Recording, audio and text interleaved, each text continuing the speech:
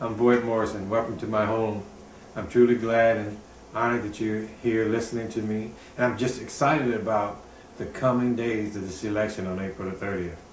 You just don't know how excited I am to speak with many of you out there as I shook your hands, approached the door, great conversation, listen to your many concerns that you truly express here in Brooklyn Park. That we need a new direction, we need new leadership. And you too are on the same page that I'm on. One that's looking out for the taxpaying people in this community here. Somebody that's ready to step up despite the odd adversity and challenge that one may face moving forward with this huge, and I mean huge effort to try to bring taxpayers' voice to the city of Brooklyn Park that has been long absent for the past 5, 10, and that's some of you say 15 to 20 years here.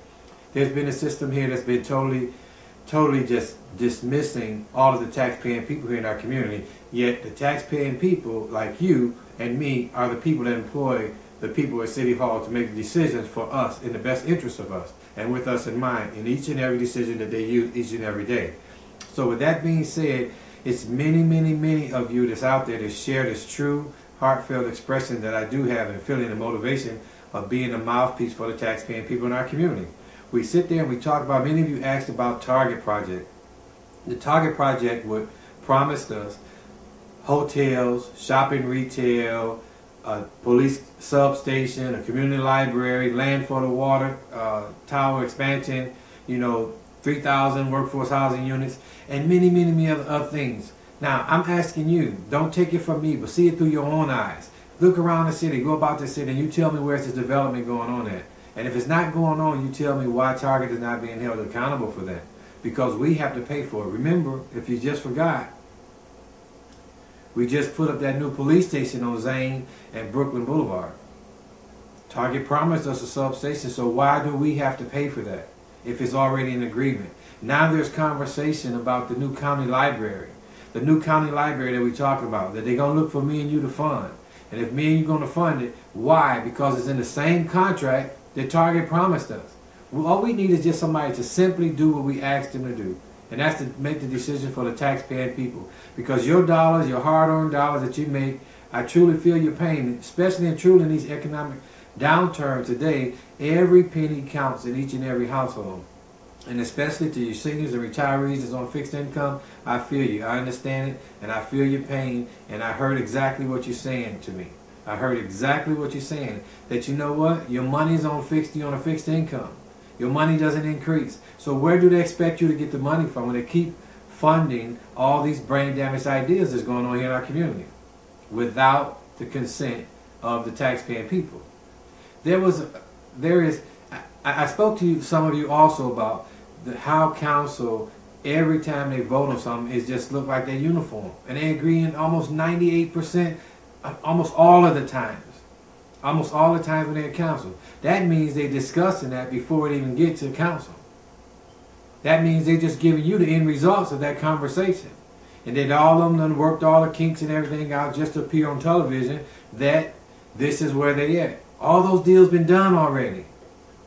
We want to see them debate. We want to see them discuss the issue. Raise the issue about good, about bad, about future, about past. We want to hear all those conversations that we want to be intrigued about, to let people know that they're standing up for us. Those are things we want to see. We want to hear somebody defending us. Who's defending us? And then we want to see those who's not defending us. These are the things that you deserve to see with your taxpaying dollars. And as mayor, these are the things that you will see and hear as mayor of this great city. Soon to be great city. We're a good city, but we're not a great city yet. But Morson for mayor, we can do that together, uniting this community to come together. Also, there's so many expressions that's out there about the community development. Somebody tell me, where's the community development? We speak about that. You look around, what is being developed here other than homes? And if you develop more homes, that means more property taxes. More property taxes mean more money to take from you and I. How do they continue to put in programs and policies and fund programs and policies that's outdated and take the money from you and our taxpayers? Like we don't have nothing better to do.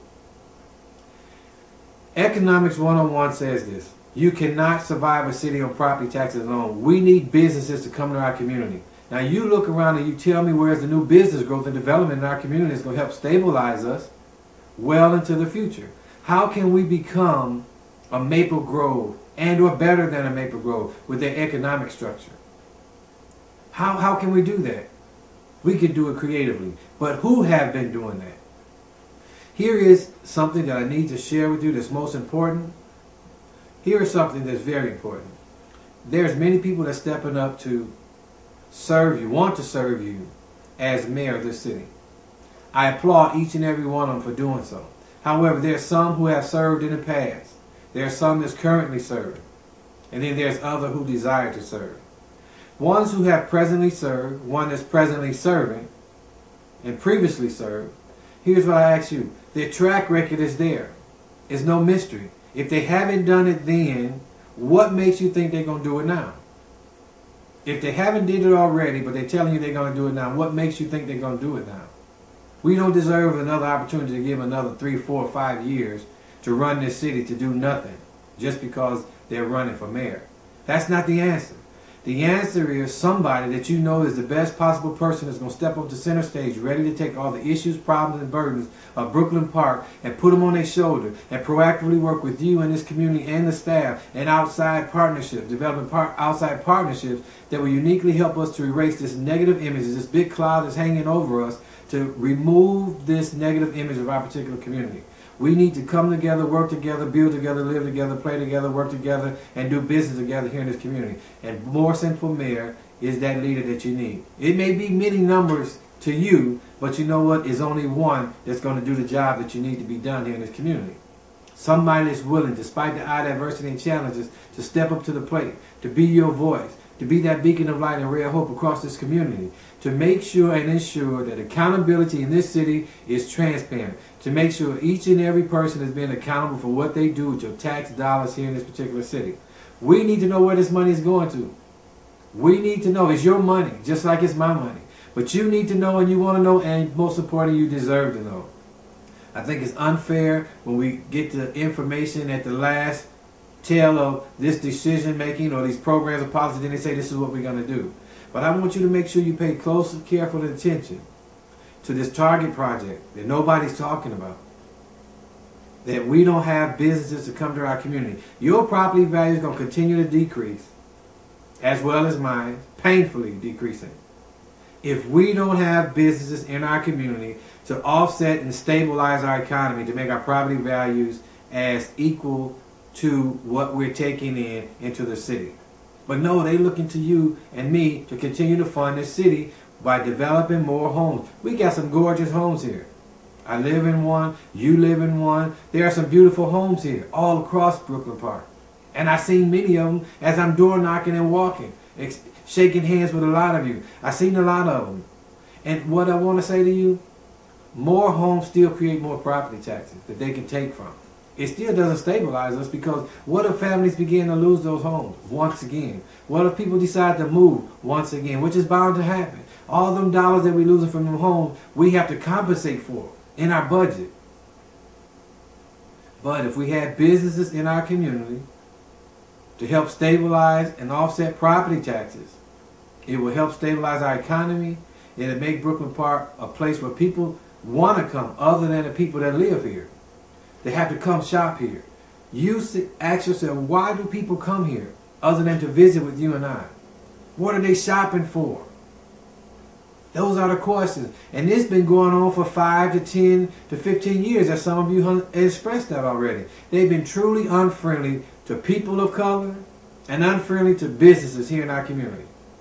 These are some things that's been going on, and they're afraid to tackle the real issues and discuss the real issues that's going on in this community. Unfortunately, it is what it is. Whether or not you want to discuss it or not, that's the realities of this community. We are the largest expanded demographically mixed community in the past 15 years in this region. Brooklyn Park, we need to make sure that somebody's looking out for our future growth and our development in our community. The choices and decisions we make is for our future, for our children's future, and generations to come. So on Saturday, April the 30th, 7 a.m.